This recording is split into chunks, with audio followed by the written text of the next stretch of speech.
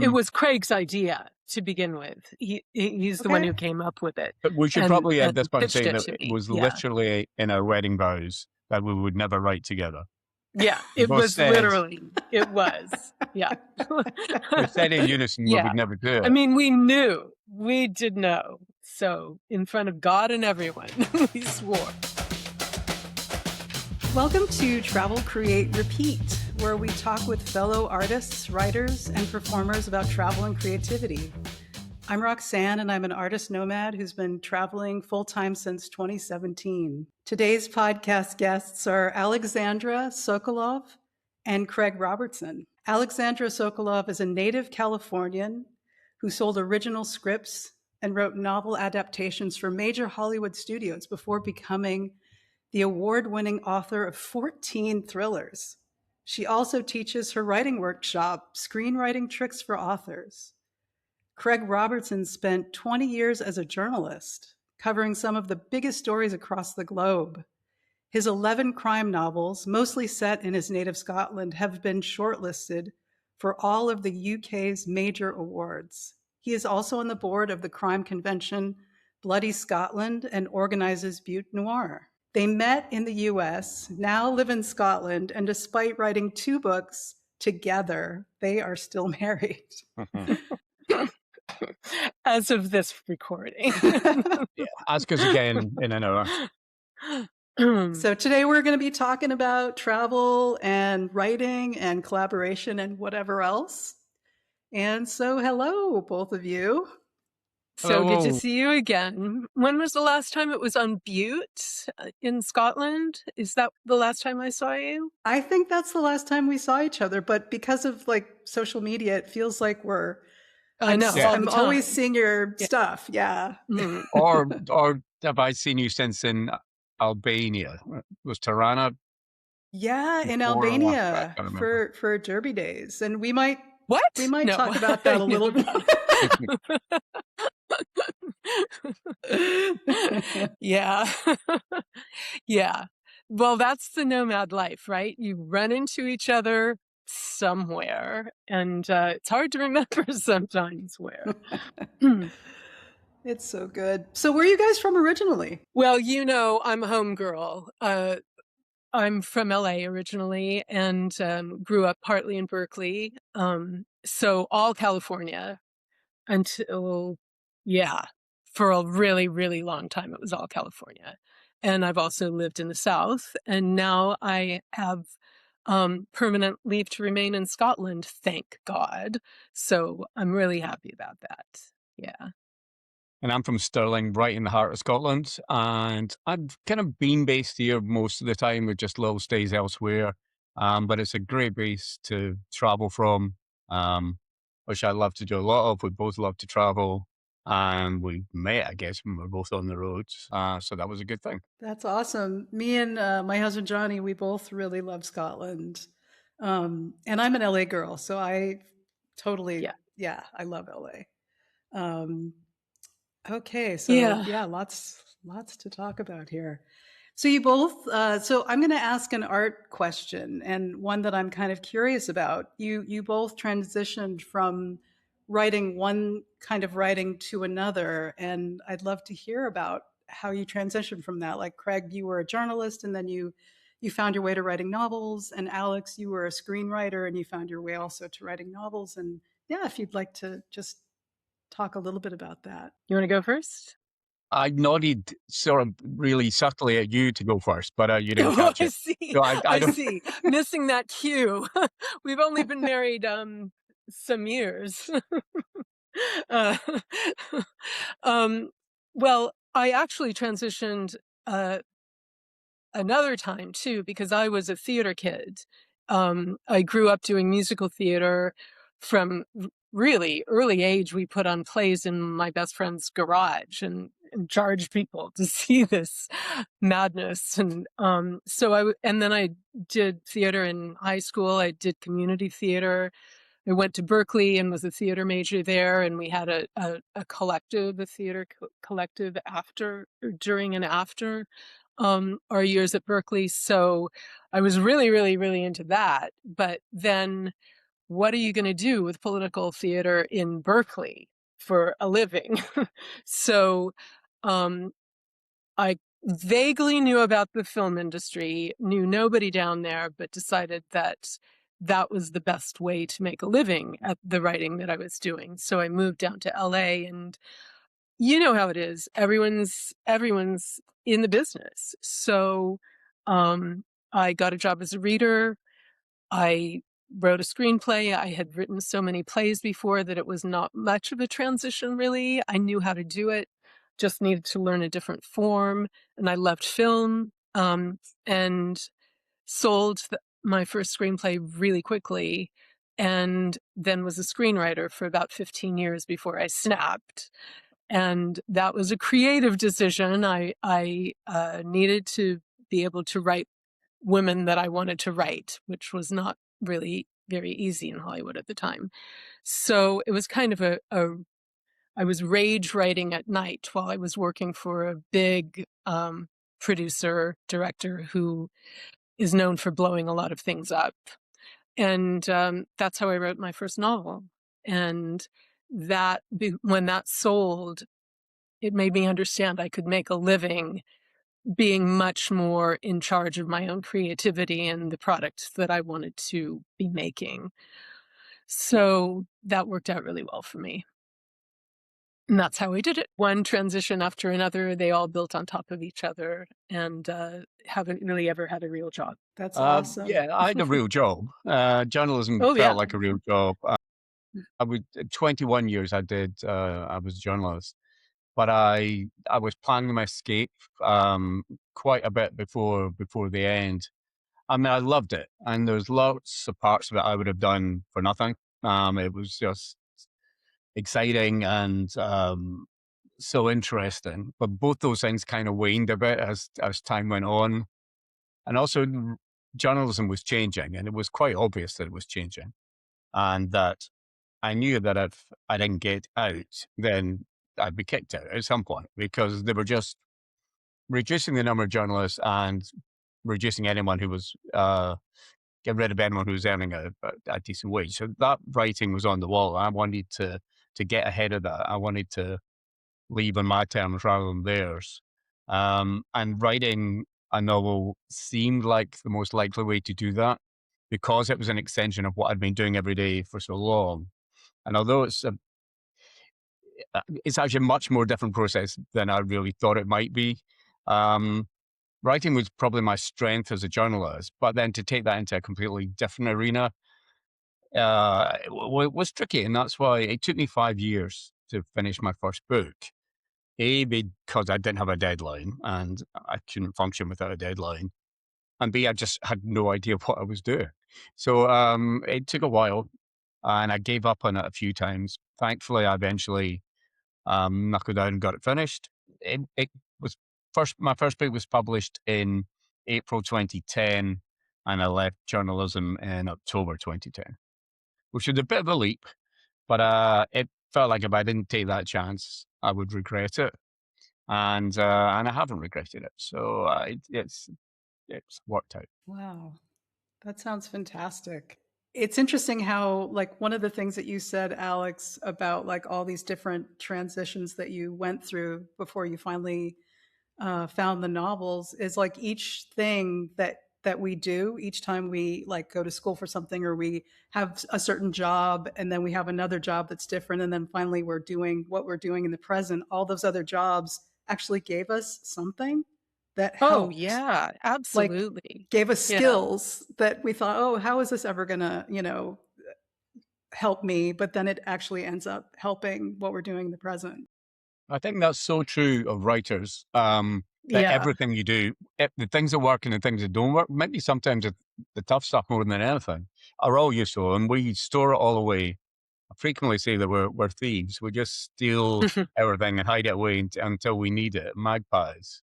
Um, yeah, everything's useful, and you never know when you're going to need it. Yeah. Yeah. And the worst jobs can make the best books too. So it just, and hobbies too, just like the things that you do for pleasure end up maybe being a really important part of your books. So It's all useful. It's all relevant. It's not taking you too long to get where you're going because it's all part of learning how to do Yeah, it. I frequently think that I wish I'd written my first book 10, 20 years earlier than I did, but I'm not sure I'd have been able to do it. I think you need, for me, everyone's different, but for me, I think I needed some of that learning curve before I was able to do it. I don't think I'd have written anything particularly good if I'd written it much earlier. And the research aspect too. That also just occurred to me is like a lot of authors, they're researching the subject that they're writing about if they haven't already had a background in it. And it's like, it's an opportunity to really learn a ton of stuff. You know, like your brain is full of all this stuff that you've researched and gathered that other people that work a different kind of job, they don't have that opportunity really. No, and you can decide, you can make your characters any profession that you've always wanted to have for yourself and kind of do it. I love that aspect about writing, that you can be whoever and learn so much about that thing. It's like being able to live hundreds of lives, really. Yeah, Yeah. I sort of accidentally wrote 4 books in a row about subjects I knew absolutely nothing about and had to learn from scratch. Uh-huh. Um, and I love doing it because the research is great. You've got to be careful that you can get back out of those rabbit holes at some Yeah. point to actually do some writing. You've got to be careful you don't just bore people with all the stuff you've just learned, because although you're so excited about it, not everyone is. And learning those new things, you pair them with the things that you do know, i.e. life things, and things that you care about, and you hang those on the new subject, and it keeps it fresh, I guess. Yeah. And also along the lines of working, making work, is there a particular way that you both like to work, like a pantser versus plotter, or environments that you like to work in? Because sometimes people really need like an office outside of the home. Some people love to work in home. Some people go to cafes. How does it work for you, like when you're making stuff? Well, we have opposite processes for sure, but I'm an early morning writer. I have had to have an office before as a screenwriter. Sometimes they wanted to be on top of you, so you would have an office at the studio that you were in. I hated that. I really hated having to get up and get dressed and go to an office. Here, I can work in bed if I want to. I can have the cats with me if I want to. I can move around to different rooms of the house because I feel like I fill up a room really quickly with my energy and I have to move on to another one. And I also can change clothes if I feel like it. You know, if I feel like I've worn that outfit enough, then I'll change clothes to something else and keep going on with my day. So it keeps me amused and entertained that way. And in terms of pantsing versus plotting, um, as a screenwriter, you literally have to tell the executives and the producer and the actor and the director and everybody involved in it to get the job. You have to tell them the entire story, every beat of the story. So I got really good at plotting like the night before I had to go in for a pitch meeting. There's no way to not be a plotter in Hollywood. You could not, you wouldn't get jobs. So I'm the ultimate plotter. I teach plotting. I taught it in film school. Teach it online now. I have a Substack that's all about story structure, and I love it. I love breaking movies down for structure. I love taking movies and showing authors how to structure their own novels better by looking at their favorite movies. So yeah, there's no question. Plotting. I'm different on most of that. I'm definitely not a morning person, very much a nighthawk. I'm trying to rein that in a bit because it's just not really good for me anymore. But I'll happily write till 2 o'clock or 3 o'clock in the morning, and then go again whenever energy picks up again the next day, and that kind of works for me. I can write anywhere. Being a journalist meant you didn't have a choice. You would just have to write wherever you were. And I've written and dictated stories while driving to the next the next stop on whatever the story is, with someone else driving. I should hasten to add, but I just don't know if I believe that. well, sometimes needs must. So I can write in planes and trains and buses and wherever it needs to be done. I I don't love really riding on mind that. trains too. Hmm? Trains are good. We take Trains are good. trains a Trains are lot. good. Yeah, Yeah. trains are really useful for that kind of thing. In terms of plotting, I used to be more of a pantser, but Alex kind of knocked that out of me, and sort of made me plot more, which I don't mind like this. Alex is probably 100% plotter. I'm somewhere between 85 and 90% now, I'm going to say. Um, there's always, needs to be room for some kind of rogue action and changing your mind. But I'd like to know what I'm writing, and I like to know why I'm writing it before I get going. People who, and I know very good writers, very good friends who say they just start with the first paragraph and have no idea what's going to come after that. Yeah, there's a special place in hell for people like that who can do it and pull it off Especially if and they're run really page through. good. Yeah. So, Yeah. and everybody's Yeah. got to do their own bit, but yeah, that's not for me. I need to I know don't them. even really believe it though, because No, I don't believe when that. you meet those people, if they're professionals, they actually have a system where at a certain point they're going back and plotting once they get to a certain point. Or, someone like Lee Child has been a TV producer and directed for forever. He's got the structure in his head. Nobody can tell me that he Yeah. doesn't. I want to So know not just what the story is going to be, and is it, I think you also have to know whether it's got the legs to be a novel. And you can't know that until you really plot it out. I also need to know why I'm writing. What's the point of it? It's not just the actions in the story. I need to be talking about something. So I'd like to figure that out too. Yeah, that's solid. So I wasn't sure where to ask this question, but this is a very important question. Where did you guys meet, or how did you meet? Yeah. we Well, met on the road. We met in Colorado Springs at Left Coast Crime, which is a really great little festival, medium-sized festival, crime festival.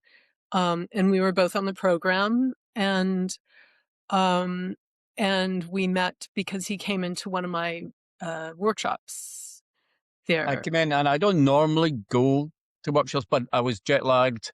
And so I was up far earlier than I would normally be. So I was kind of kicking around. I saw there was a workshop and I thought I would go in.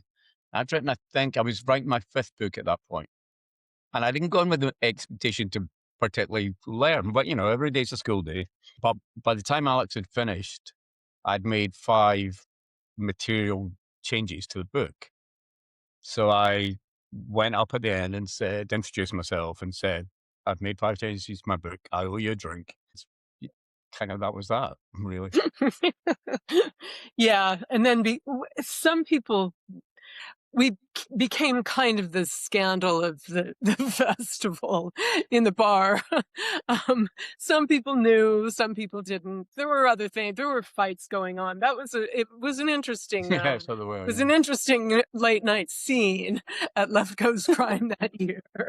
But yeah, you can talk to a few people who were there, and they said, yeah, we saw this coming, us getting together. So yeah, that's how we did it. And then, but we went home to our separate countries. I went back to LA and he went back to Scotland. And so we were writing to each other, and pretty soon realized that we couldn't just write to each other because we would make up this grand love affair in our heads that really had no basis in reality. We could certainly write a good one, but was the real stuff actually there?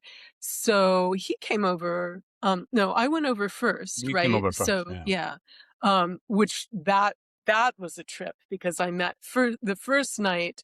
He took me to dinner at Stirling Castle at this major the like formal event with the 7 servants coming to your table and doing the 7 courses, laying them down all at the same time in the castle. So Took me yeah, so much organizing to lay that on. I really did. That's like the fantastic Flashback. like date. Like, come on. Yeah. Yeah. And then the Wow. next night, it was his brother's birthday, and I met the entire family at once. Oh, and then the next night, we went out with all of his friends on this pub crawl where the women and the men separated into separate pub crawling. So I was alone with all of these Scots people that I couldn't understand at all because you've been here, Yeah. you know that Glaswegian accent. for sure. God. Yeah, so it was trial by fire. And then the second part of it was you came over to Napa we decided we would go to Napa and take an Airbnb for a month.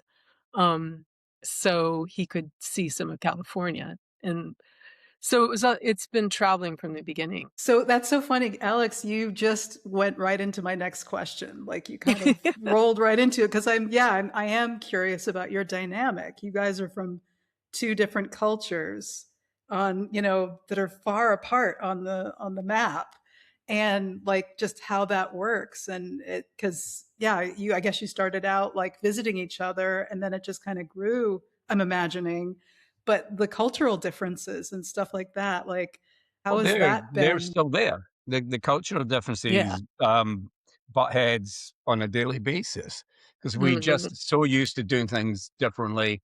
Um, and this is a broad generalization, but with a lot of solid truth in it, that Californians and people from Central and West Scotland are not the same. Everything is different, and it starts from the weather, and it just grows from there because the way your lifestyles are different. But one is a little bit more reserved than the other. One's a little more positive than the other. Just But a little bit. there's a balance there. That's the hardest part for me, the unrelenting no of it all. And that's not really what Scottish people are like, but the default is no.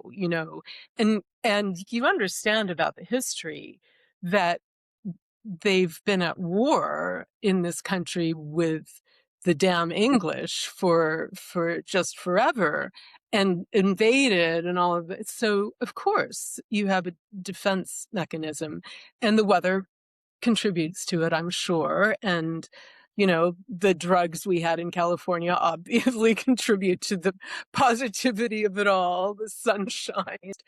And I grew up like I'm sure you did, in outside and in pools and all of that. So it's a just much more laid back lifestyle. Coming from California, Scotland is the most beautiful country with the most varied geography.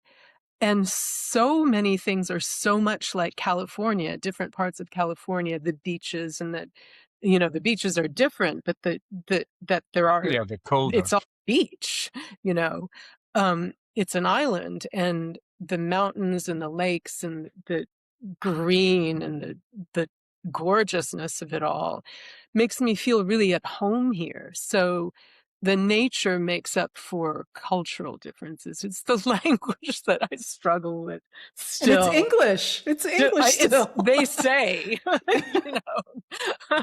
Well, yeah, I mean, I'm not so we sure. not we, but our next door neighbors invented it. So, we have a handle it. But the Yeah. biggest problem is if we're out with friends, if we're partying, and then they clearly become more difficult to understand in every Yeah. sense.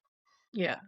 Well, yeah, if you add like alcohol, I'm sure Yeah, all of yeah. a sudden I'm like, what did, like And a music that's gotta be hard. soundtrack and all of that. And yeah, there's a point at which I cannot understand a word that's being said. So yeah, that's, but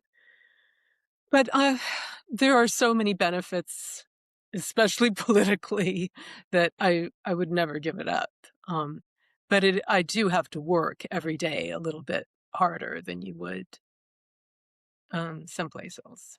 Yeah, and one thing I do notice about Scottish people that I've talked to is it always seems like are so funny. Like every Yeah. Scottish person that I have met has been really, really funny, And maybe it's partially a defense mechanism, like you mentioned, Craig, but it's, I mean, genuinely just hilarious. Like, and I love that. I love the Yeah. humor, you know, and maybe it comes out of some kind of challenge Well, or yeah, it past. is. There is a competitive element to it. If it was an Olympic sport, we do much better than we do in some of the actual sports. Yeah, you're encouraged. It's um it's a shield in some ways, and it's always used that way because other people are funny, and if you're not able to go back with the same thing, you're going to get cut to ribbons. So you learn pretty quickly, and it's usually pretty dry sense of humor, and it's different. It probably takes a bit of getting used to, and it's never quite as aggressive as it sounds. It's not quite. Sometimes I think it is. It can be, yes, okay, maybe a little. But you're right. There is a competitive edge to the humor about it, you know, and that I didn't grow up with, I'd say Trivial Pursuit some once in a while, but I didn't grow up with a pub quiz, you know. We were like smoking out by the pool. So that is not part of my experience. And here, pub quiz is so important to everyone. Um, and and so I think that competitiveness and the emphasis on sports, um, it contributes to maybe too much competitiveness in just ordinary conversation that I'm not used to. That's difficult for me. Yeah, conversations can be a fight to the death, basically. Interesting. You heard it here. Yeah, and so like I'll transition into collaboration. So we're talking about conversation, Yeah, about competition. that. So you both work separately, like you have your series and the novels that you write separately, but you Mhm. also worked together on the Grapevine, your recent book. Um, and I'm just wondering, how is it different working separately versus working together? And how does that work? Like, as far as like when you are collaborating on a story, does one person write the outline or the first draft and the other person revises, or do you go chapter chapter? Like, how does your collaboration work? Well, for a long time, it didn't work. I think that's not unfair to say, because we had to learn how to do it. So I tend to say, I've said this a few times, but we both knew how to write novels. We did not know how to write together. We knew how to live together. We didn't know how to write together. And it wasn't even just that our different processes were clashing. Everything was clashing to begin with. We agreed on the premise for the book. We agreed on lots of the plot, but when it came in practice to putting it together, everything was banging off each other. So we had to find a way to do that. And we finished book two, and book two, we're both very happy and relieved to say was much easier experience than book one. So we learned from that, like everything else. You've got to learn going forward. So we found a way to do it. Brainstorming the book was the real strength of the book and easily the most enjoyable bit of it. Um, and that really wasn't a problem. That produced so much good stuff, I would think. Hmm. And we do that periodically too, to check in with it. But it wasn't until, I mean, it would be really easy. It seems like it would be easy to say, well, you don't work. One person writes a chapter and another person writes another chapter, and then you switch, and then you edit each other's chapters until they are the same book, the same character voice, the same narrative voice. But it took us a long time to get to be able to do that. And once we did, we don't fight over at all who does what chapter. You know, that breaks up. I don't think we've ever thought about that it just breaks up very naturally who does it. Um, so, but I don't know. I don't honestly know why it was so hard to just come to that pretty simple conclusion of like, no, we'll write separate chapters and we'll switch. End of story. But we know, I think what we know now is what not to do with each other, like not go down that road if we can help it, or Yeah, we need you to know. stay on the same road for as long as possible rather than diverging. But, Yeah. and I'm saying some of this with the hindsight is that in that it's been a little bit now since we were right in that heat of it. So maybe I'm talking through some rose tinted spectacles in the moment, but I think some of the clashes were inevitable because creativity is a volatile thing. It's not, if it was just something straight and bland, then it wouldn't be any good. So we've both got strong opinions on most things. And so inevitably they weren't always going to be aligned. And we both fiercely believed in the whatever direction that particular thing was and weren't afraid to say so. So that was gonna lead to some kind of conflict. But I think in terms of creativity, good things comes out of conflict. I'm not encouraging us to do more conflict, but some of it was probably No, inevitable. we can't take more conflicts. I'm also Um, kind of curious because me and Johnny both write, and I've like mentioned, don't oh, do it. Don't, he says don't. no.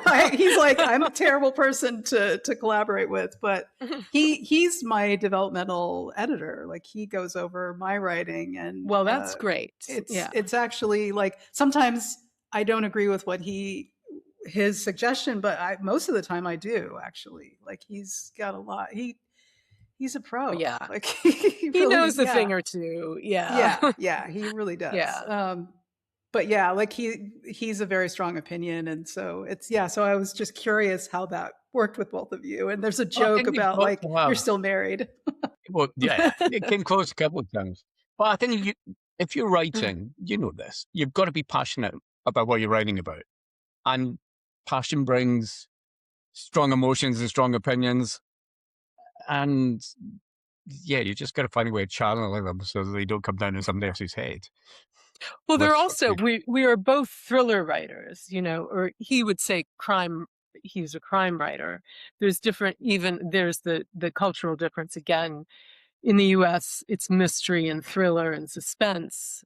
In the UK, it's crime novels, but I write crime too. So it's all of those things. And our collaboration, the Grapevine, the Highway series, is all four of those things. I think it's a thriller paced, but it also has a mystery in it. It has psychological suspense. It's a crime, definitely crime.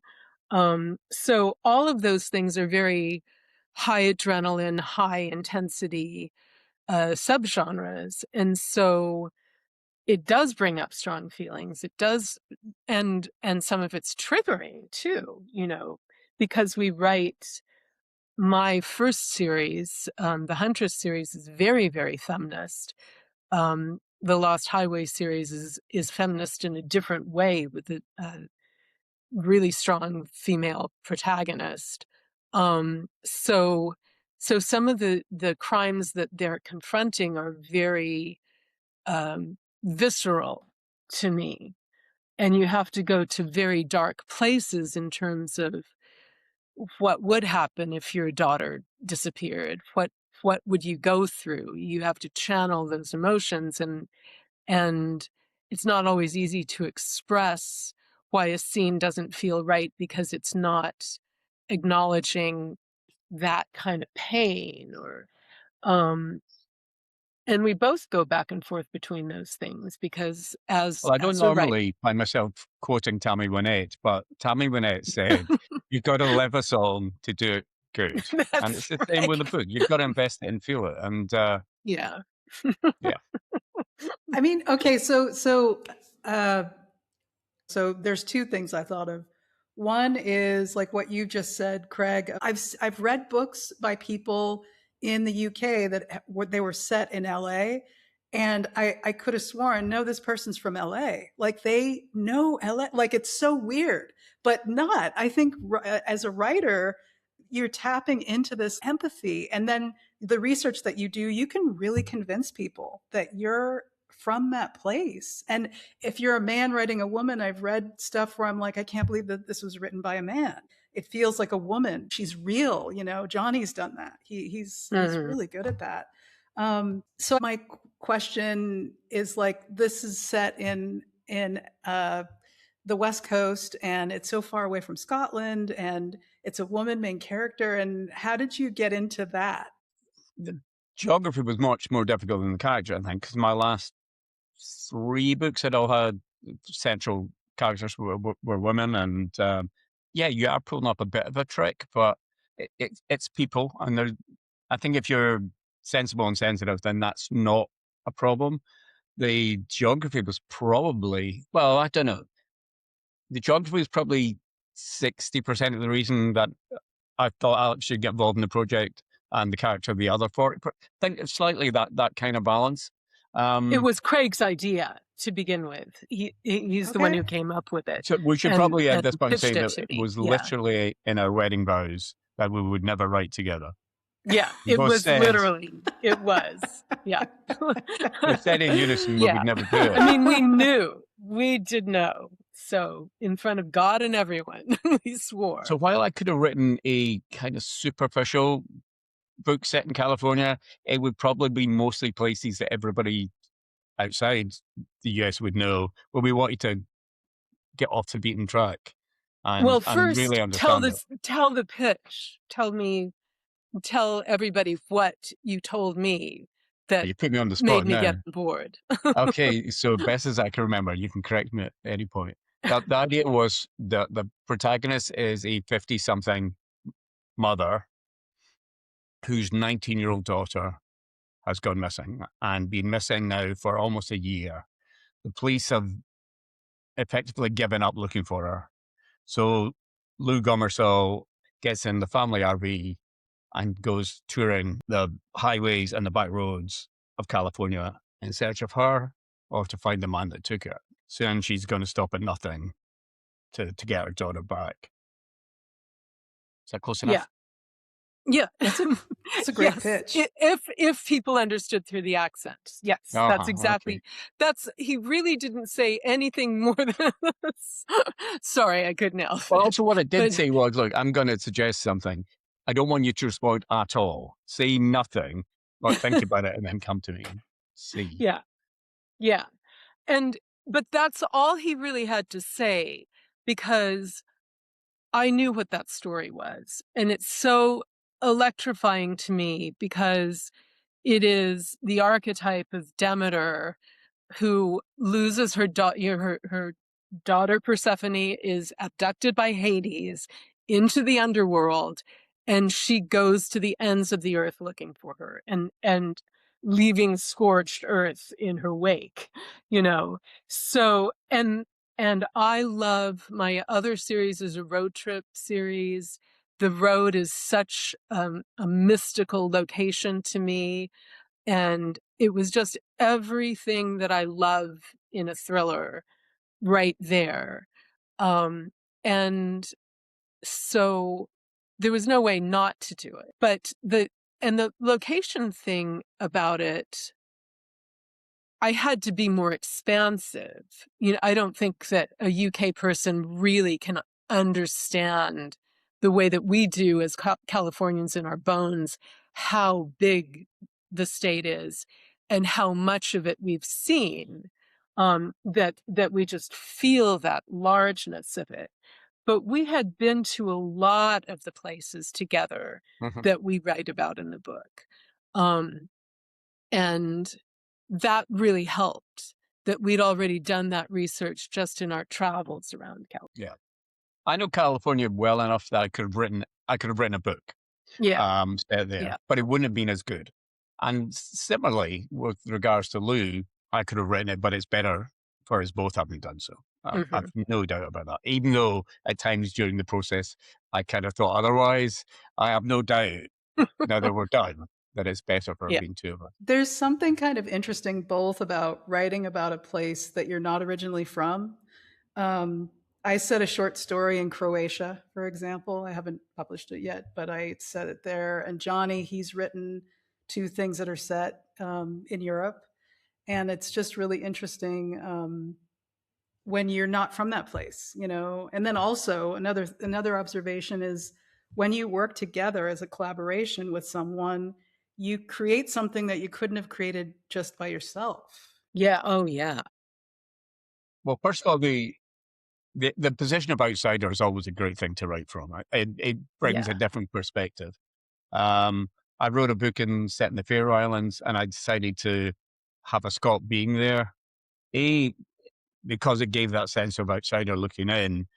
And also, if I got something wrong, it's because he was an outsider. It was going to give me a bit of an out as well on the Yeah. research front. But undoubtedly, there are things that would not have been if either of us had written it. Two heads, even though they clashed at times, two heads were definitely better than one. So I wanted to, like, along the same line of talking about the book, you guys both recently went to, well, not, when did you go to the retreat in New Zealand? That was like 2 years? 4 years ago now. 4 years. Okay. So that wasn't Wow. 4 super years. recent. Yeah. And I think I remember, Alex, you were telling me that that's where you brainstormed this book or the series. Am I right about that? We talked about it. It We was were both more that working on other it gave us the things. confidence that we could do it without Yeah. killing each other, although we got Yeah. closer on that front than we expected. Because it was just the two of us in two rooms for 2 months. And it was fabulous. Yeah. And that gave us confidence to go and work together, I think. I think in lockdown, Yeah. we a lot of couples just divorced after lockdown, but we really enjoyed it. It really wasn't a problem. I think we're not allowed to say that we enjoyed it because it was a terrible, terrible Well, thing. lockdown, not the pandemic. No, Okay. no, All of right. course. It was horrifying.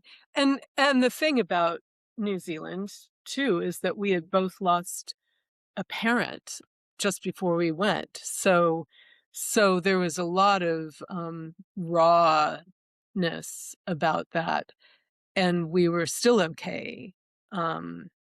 We really it was all good even through that kind of grief. So those were things that made us think that we could do it. And the truth is we could do it. We have done it. We've done it.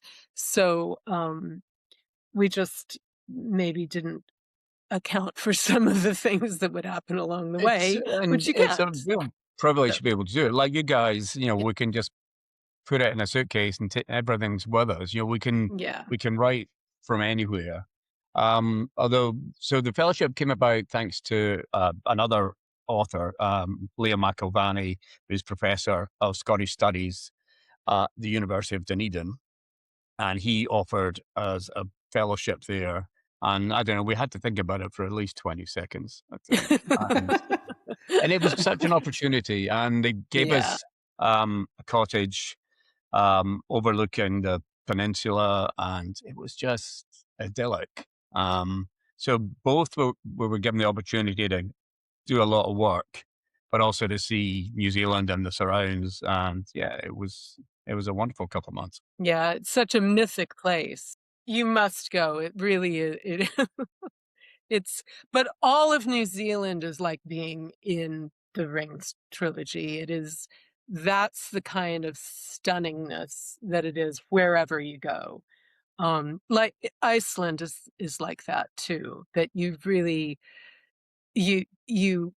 it's breathtaking. It's consciousness shattering how strange and powerful the Yeah, the geography. topography is incredibly primeval and Yeah. stunningly beautiful. And I see that coming from Scotland, which is not too Yeah. bad in those states as well. But also just the wildlife. So the nearest pub was a mile and a half away. So we'd walk Hmm. there. And as we walk, we'd pass sea lions, would come up to the shore. We would walk right along the bay to the pub. which was on the The bay. albatross colony was another maybe couple of miles. Went out there twice. These are just Yeah. incredible creatures that we were within 10 feet of. Yeah. We'd go to the beach and there'd be what, 20 sea lions, the enormous things. You would just walk past them and it's all and penguins walking out the ocean. Yeah. Incredible. Yeah. Wow. But for me, I think it was the nearest thing to a true life work balance was that couple of months. Yeah. It was perfect. Yeah, I remember all the photos. You guys travel quite a bit. I'm wondering how it is going back and forth to all the conventions, especially just over the Atlantic. Like, you got conventions in the UK and you have the schedule, and then you go to the US and you maybe do Left Coast and VoucherCon. And speaking of work-life balance, how has that been traveling like that? Well, it that we haven't done as much conventioning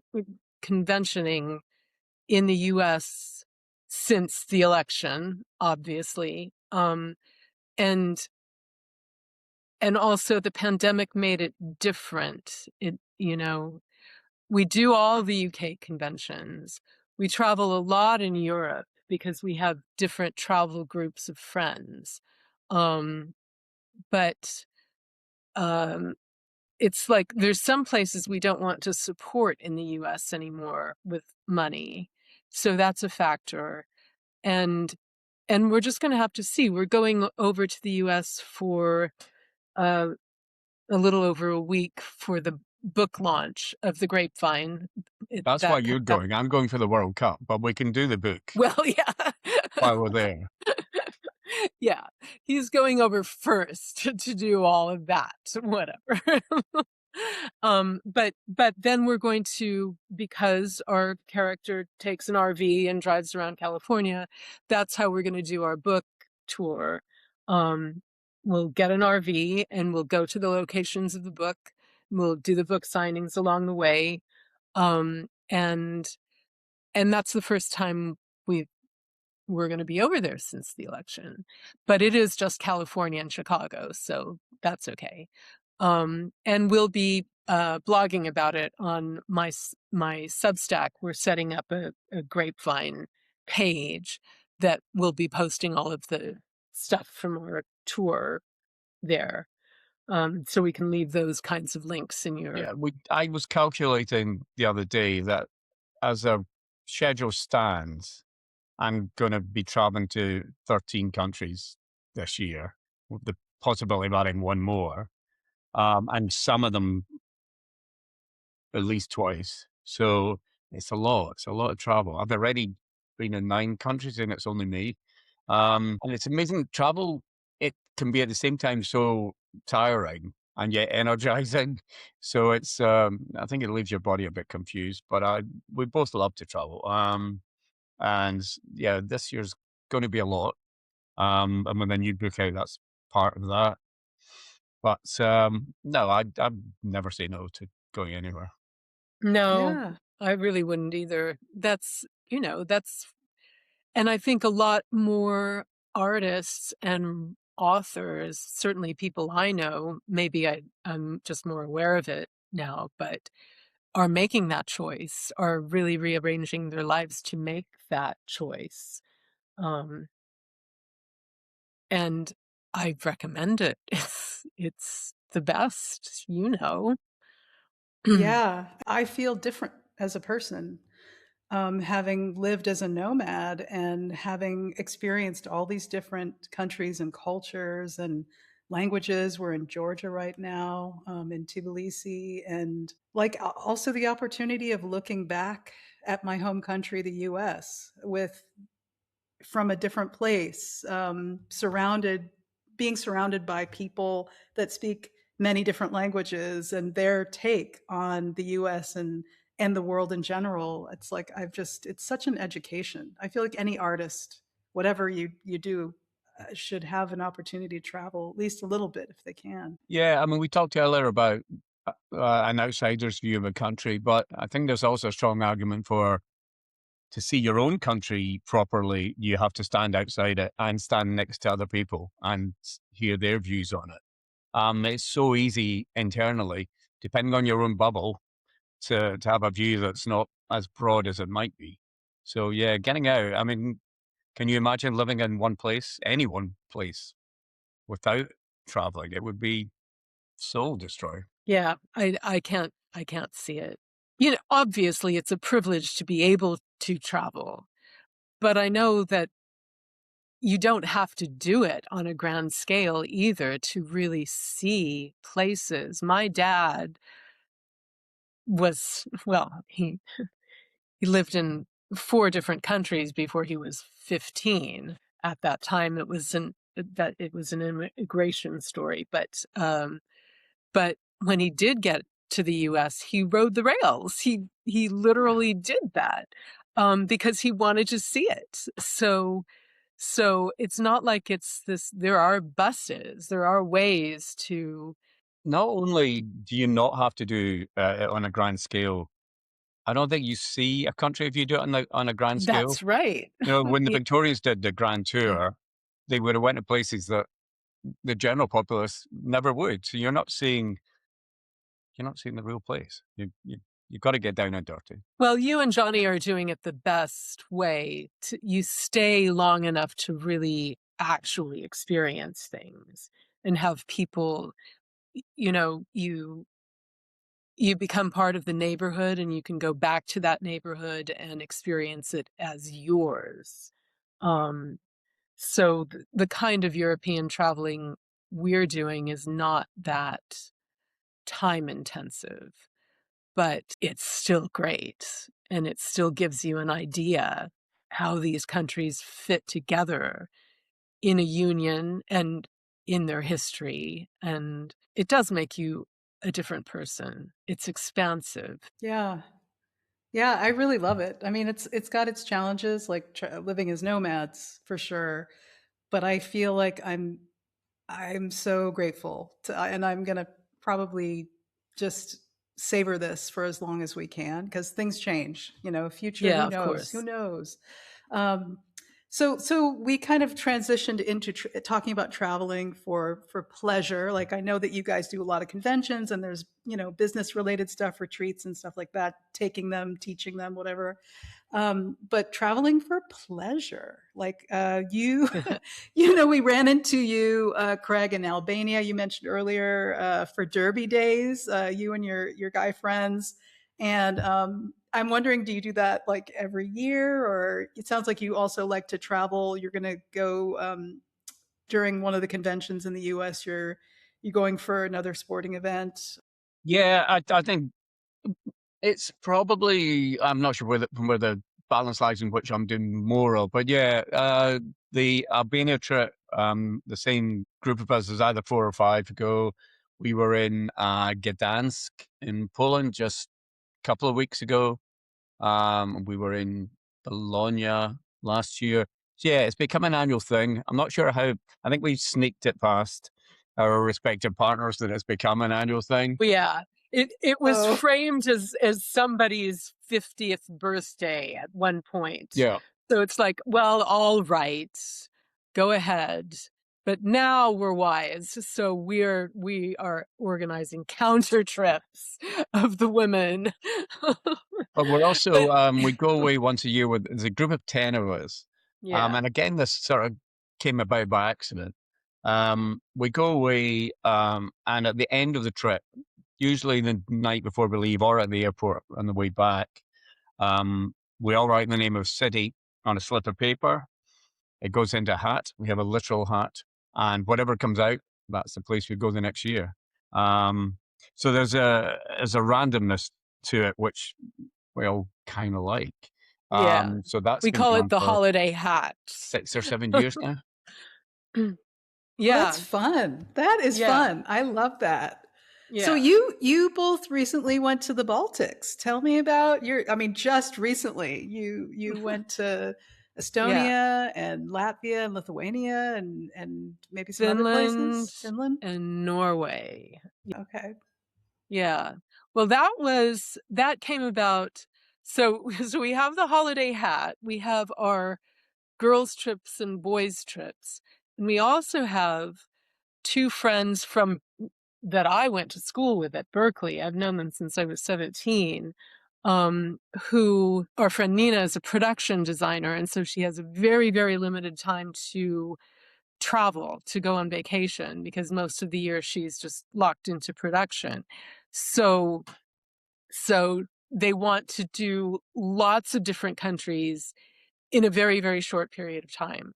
So the first one we went to The last first year one we was did went to France, to Reims in France. We moved from Rennes in there to France. Luxembourg, from Luxembourg to Aachen in Germany, quick stop in Cologne, and then on to the Amsterdam for a couple of Yeah, nights. A yeah, very whirlwind. yeah. Incredibly whirlwind. It was such a great time, though. We could never have done it without Craig organizing the train aspect of it. It just would They never didn't have give me a worked. lot of warning. It was like, okay, today we'd quite like to go here, and so Yeah. okay, I'll try and find us a train, and then I'll try Oh, and find us they're a a hotel. nightmare. They're, yeah, yeah, The European absolute trains? nightmare. Yeah. What? The Oh, European trains? no, the train. No, the No, couple no, we our got friends are a friends. nightmare. The trains Oh, Our are great. friends are a nightmare. my The friends. friends are a nightmare. The Yeah, trains were much better than our friends. Yeah. yeah. Yeah. So it was the same deal. And when we were on that trip, when we had the longest train journey, um, they were saying that they wanted to like we had talked about doing the Baltics. I think because you guys had done the Baltics, you and Johnny. And so we were talking about you. And then Nina was saying how she'd always wanted to go to the Baltics. And then it was just like, okay, we'll do the Baltics next. But only about, it wasn't even 2 months later. And then they just show up the next day. It's, all right, we're going to do our Baltic trip now. So it is, they are a nightmare, but So it I think it turned was on into the another, Tuesday. They said, okay, can you go on Thursday? right. We were like, okay, go where? Yeah. So we booked a flight to Finland, to Helsinki, spent a night in Helsinki, got a ferry to Tallinn in Estonia, spent a couple of nights there, took a 6-hour train journey to Riga, spent a night there, flew to Oslo, took a train to the Flom Railway. We sailed a ferry from Flom to Bergen on the other side of Norway, and then Yeah. flew home again. Yeah. Whoa, that is so different than how me and Johnny Yeah, travel. a little different. It's It is a little like, different. whoa. Oh my I was like, then gosh. at least I once know. can we go It to just bed doesn't in the even same seem bed that we woke possible up when in? you say it. No, let's do that. Like, and there were parts of it that they almost didn't get to the train station in time for part of it. So anyway, it's so yeah. But but they're incredible trips, and maybe it's easier when you don't do that much planning. It, and you can just But it's you it's travel by Instagram. It's you get there enough to take a photograph of somewhere yeah. and really don't learn a whole lot. But because we're in a place for a short time, then we're at it all day. Can we stop for lunch, please? Can we at least stop for lunch? It's like a job. It becomes your Yeah, job. yeah. And It was and hard work. honestly, like even though it's really great to be in one place for 3 months, like that's kind of our role. How we roll Yeah. is we plant in a place and we live there. A lot of people, like I realize, like a lot of people, they get 2 weeks, they get 2 weeks off, and maybe it's a once in a lifetime trip to Europe. So it's like, of course, if that was me, I'd be trying to pack in as many places that I've dreamed of going. It's like the dream Hmm. trip, and so it's like I totally understand that, and I encourage people, if that's all you can do, you do that, because it is going to be something that changes your life in some way, even if it's just Oh, yeah. 2 weeks and you're bouncing around. It's like, yeah, Yeah. I would not say no to that. So is there anything that you would like to talk about creatively going on? Maybe a little more about your book at this time? Anything that you want to say more about it? Or if there's... Well, there's a lot of giveaways going on right now. Again, we'll give you the links to post wherever your podcast is. So there's a Goodreads giveaway. We're doing things like this, or missing girls, that you can go to that page and find clues to win books and audiobooks and prizes. So that'll be up. Yeah, the other book that I'm working on right now is the 7th in my Huntress Moon series. So that is about a woman who has killed a whole lot of men across the US for a long time, and an exceptional FBI team gets on her trail, but becomes very ambivalent about catching her once they realize who she's killing. And it's time to kill a lot more people, in my opinion. So that book is the next one I'm finishing. We're just finishing book 2 of the Lost Highway, the Grapevine series, and Craig is also writing how many books now? I don't know, but about 2 months ago, I was working on various stages of 4 different books, and Yeah. it was too much. So almost narrowed that down to 1 that I can get going with, and I'm excited about it. We've written 2 books together. I also wrote another book that I'm not allowed to talk about and didn't particularly enjoy very much. So I'm really looking forward to just getting free on something that's yet to happen. And it's that stage where, as you'll all appreciate, that it's perfect, because I haven't written a word and ruined it yet. So it's still in that perfect stage. Is there anything else that you guys would like to talk about that I didn't ask you before we go? Well, I hope your audience gets inspired to, as you say, travel, create, repeat. That it's a beautiful way to live, and you don't have to go far to really have a different perspective on things, I think. And One thing I would mention about that exact topic is, if you live in a city like LA, you could just go to another part of LA that's completely different from where you live, and it's like you're in another country. So you that is so don't have to go absolutely that far. true. Yeah. Yeah. It really is. Well, there's a lot that we could talk about, but we don't want to ramble on. So, And maybe we'll have another podcast in the future. I would actually really love that if you would like that. Okay, great. So thanks again for joining me, Alex and Craig. And where can people find your work? Well, I hate to say it, but Amazon is the first place to look. I have a website, alexandrasokoloff.com, that has links to all the other books, book venues that you can choose. Bookshop.org if you do only indies, Amazon, Barnes & Noble, all the places that you would think. My website is probably the best aggregate of all of the places you can get all of my books. So thanks. Yeah, similarly, Amazon and almost all good bookshops, if they don't knock on their door and demand to see one. Yeah. And obviously support your local libraries. The Libby app is great. And when you check out a book from a library, the library gets money. In the UK, the author gets money, and our libraries stay open, which is so important right now. So I really encourage, even if you buy books, also check out library books. Yeah, that's great. Thanks for mentioning that. So if you enjoyed this podcast and you would like to hear others, please head over to my website, travelcreaterepeat.com, and subscribe to my newsletter. There you can also read my travel blog as well as see my art shop. And please subscribe and support me on Patreon at patreon.com/travelcreaterepeat.